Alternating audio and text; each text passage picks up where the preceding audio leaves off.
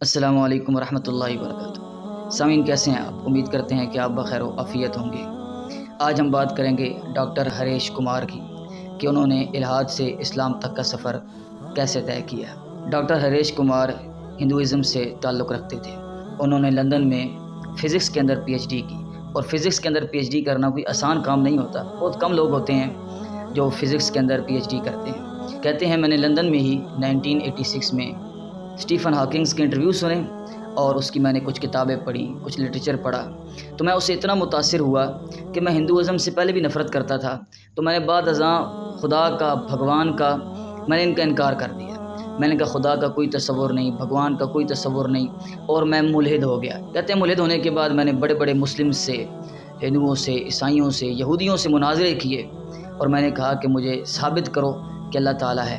حتیٰ کہ ڈاکٹر ذاکر نائک سے میری ملاقات ہوئی تو میں کافی دیر ان سے اس بات پر مناظرہ کرتا رہا کہ آپ مجھے اللہ تعالیٰ کا وجود ثابت کریں، لیکن وہ بھی مجھے قائل نہ کر سکے اللہ تعالیٰ کے وجود پر۔ یعنی انسان کے ذہن کے اندر کچھ خلجان آ جاتے ہیں تو پھر وہ دور نہیں ہوتے، چاہے اس کے اوپر جتنی مرضی دلیلیں دے دی جائیں۔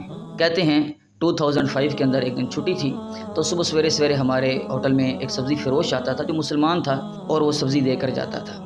کہتے ہیں چھٹی تھی تو میں نے اسے کہا کہ آئے میرے ساتھ چائے پئیں۔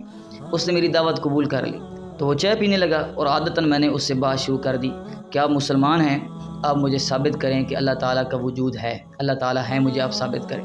کہتے ہیں 30 منٹ کی بحث کے بعد مجھے یہ سمجھ آیا کہ یہ تو سیدھا سادہ مسلمان ہے، امانت دیانت جانتا ہے، سستے داموں ہمیں سبزی دیتا ہے، بس نماز روزہ جانتا ہے، اس سے زیادہ اس کا اسلام سے واسطہ نہیں ہے۔ کہتے ہیں چائے ختم ہوئی تو وہ اٹھ کے جانے لگا۔ دروازے کے پاس وہ پہنچا اور اس نے تھوڑی دیر سوچا، گہری سانس لی، اور مجھ سے کہا ڈاکٹر صاحب ابھی بحث کے دوران آپ نے مجھ سے ایک بات کہی ہے۔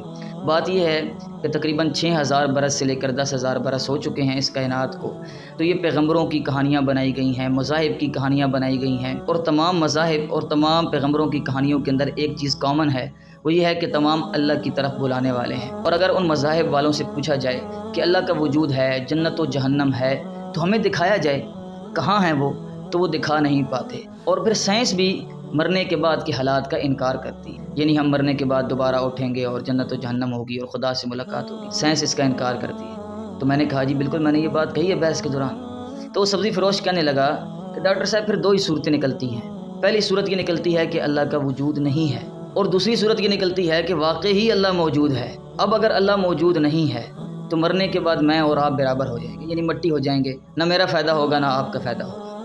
اور اگر اللہ موجود ہوا تو میں سبزی فروش نکل جاؤں گا اور آپ پی ایچ ڈی ہولڈر پکڑے جائیں گے۔ ڈاکٹر صاحب سوچ کر بتائیں کہ دونوں میں فائدہ کس کا ہے؟ یہ آپ نے سوچنا ہے اور پھر اپنے آپ کو جواب دینا ہے۔ اور پھر قرآن کی تعلیمات پر عمل کرنے سے نقصان بھی کوئی نہیں ہے، یعنی قرآن اخلاق کا ہی تو درس دیتا ہے، قرآن انسانی ہمدردی کا ہی تو درس دیتا ہے، قرآن آپس میں بھائی چارے کا ہی تو درس دیتا ہے، تو اس میں نقصان تو کوئی نہیں ہے۔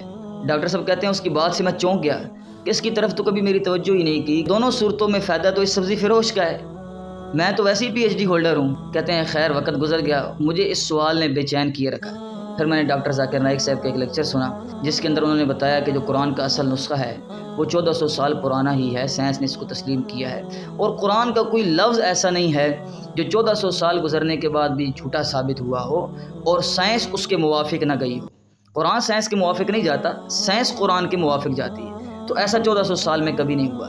کہتے ہیں لیکچر سننے کے بعد میں انگلینڈ کے اندر کرسچن مشنری ادارے سے حقیقت دریافت کرنے کے لیے گیا کہ یہ واقعی بات درست ہے، تو انہوں نے ڈاکٹر ذاکر نائک کی کہی ہوئی ساری باتوں کی تصدیق کی کہ واقعتاً یہ جو نسخہ ہے اس کو ہم نے لیبارٹری کے اندر چیک کیا ہے، یہ 1400 سال پرانا ہے، اور آج تک سائنس قرآن کے خلاف نہیں گئی بلکہ قرآن کے موافق ہی جا رہی ہے۔ کہتے ہیں اس کے بعد میرے پاس کوئی عذر نہیں تھا، اور الحمدللہ میں نے اسلام قبول کیا اور میرے اسلام کو 15 سال ہو گئے ہیں، اور پھر میں اسلامی تعلیمات حاصل کرنے کے لیے کیرالہ میں شفٹ ہو گیا، اور الحمدللہ میری 3 بیٹیاں حافظ قرآن ہیں۔ دوبارہ میری اس سبزی فروش سے ملاقات نہیں ہوئی جس کا نام عبد الاحد تھا۔ میں نے اسلام قبول کرنے کے بعد اس کے نام پر اپنا نام عبد الاحد رکھ دیا ہے۔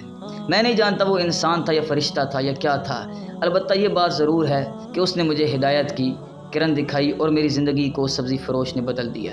گداز دل سے ملا، سوزش جگر سے ملا، جو کہوں میں گوایا تھا، چشم تر سے ملا۔ تعلقات کے اے دل 1000 پہلو ہیں، نہ جانے وہ مجھ سے کس نقطۂ نظر سے ملا۔ ہر انقلاب کی تاریخ یہ بتاتی ہے، وہ منزلوں میں نہ پایا جو راہ گزر سے ملا۔ اللہ تعالی ہمیں بھی اسلام سے حقیقی محبت نصیب فرمائیں اور اسلامی تعلیمات پر عمل کرنے کی توفیق عطا فرمائیں۔ السلام علیکم ورحمۃ اللہ وبرکاتہ۔